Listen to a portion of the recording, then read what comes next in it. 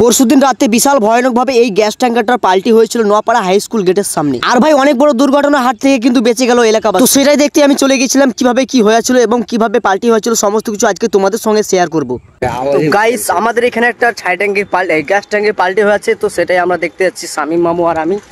তো এখন আমাদেরকে তো বাইক নিয়ে যেতে দিচ্ছে না, তো সাইকেল নিয়ে আজকে যাব। সকালবেলা একবার বাইক নিয়ে গিয়েছিলাম, সেখানে যেতে জানি।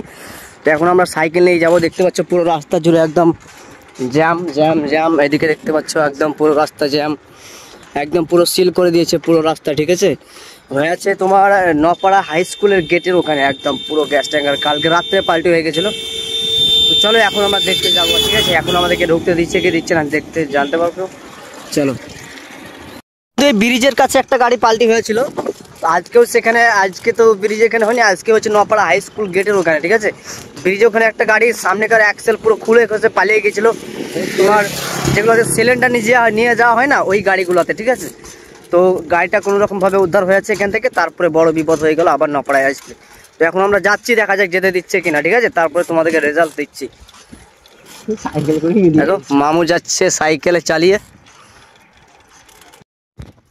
তো গাইস ফাইনালি আমরা এখন একটা খলিপুরের বর্ডারটা পার করে দিয়েছি, এখন শুধু নপাড়া বর্ডার বাকি আছে। তো দেখা যাক নপাড়া বর্ডারে আমাদেরকে ঢুকতে দিচ্ছি কিনা। ঠিক আছে, তো গাইস আমাদেরকে কিন্তু এই নপাড়া এখানে যে একটা বর্ডার করেছে সেখানে কিন্তু আমাদেরকে ঢুকতে দেওয়া হলো না, তাই আমরা কোন পাক দিয়ে ঝরে ঝরে যাচ্ছি। তোমরা দেখতে পাচ্ছ নপাড়ার পেছন স্কুলের পেছন গানটা দিয়ে যাচ্ছে। এরকম মামু সাইকেলে, এইদিকে সাইকেল চালানো যাচ্ছে না, হেঁটে হেঁটে যেতে হচ্ছে এখন, খুব রিস্ক। তো অবশ্যই যাওয়ার বাধা যখন করেছি তখন কিন্তু আমরা যাবো ওই জায়গাতে। ঠিক আছে, কি কি আসছে কিভাবে কি পাল্টি হলো সমস্ত কিছু তোমাদের সঙ্গে শেয়ার করব। দেখতে পাচ্ছ রাস্তা, ওইটা হচ্ছে নপাড়া রাস্তা। তো গাইস আমরা এখন দেখতে পাচ্ছি এখানে প্রচুর পরিমাণে ভিড় লেগে আছে, তোমরা দেখো।